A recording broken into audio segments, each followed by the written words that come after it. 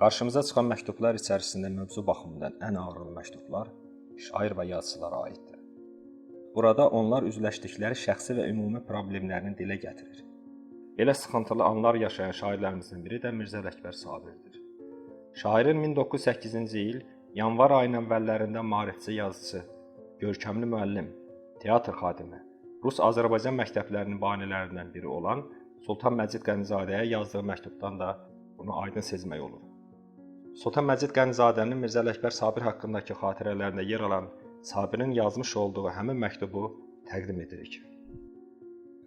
Davərim əfəndim, keçən sənə öz həmvətənlərimə xidmət etməyə hümmət bağladım.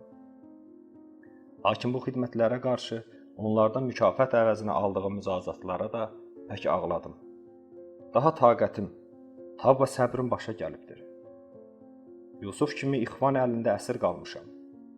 Birisi sillə ilə üzümə vurur, ağuş məhəbbət açıb o bir tərəfə yönəldikdə, yumruğunu başıma vurur.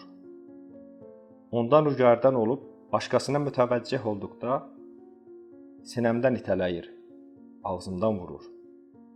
Onu arxa çevirəndə, digəri də arxamdan itələyir və yıxılıram. Halım fəna, güzaranın bir qəmli faciə mənziləsindədir.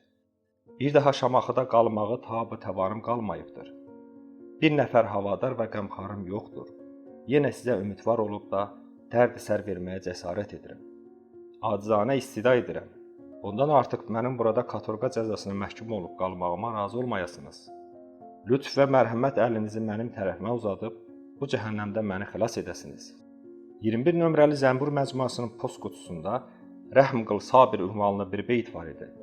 Şamaxılar məni zənn etdilər və hal on ki, o mən deyiləm. O dəxi məndən ötəri təsir bəxş, suizən oldu. Təvəkkül bər xuda. Baqi ixlas və məhəbbətlə.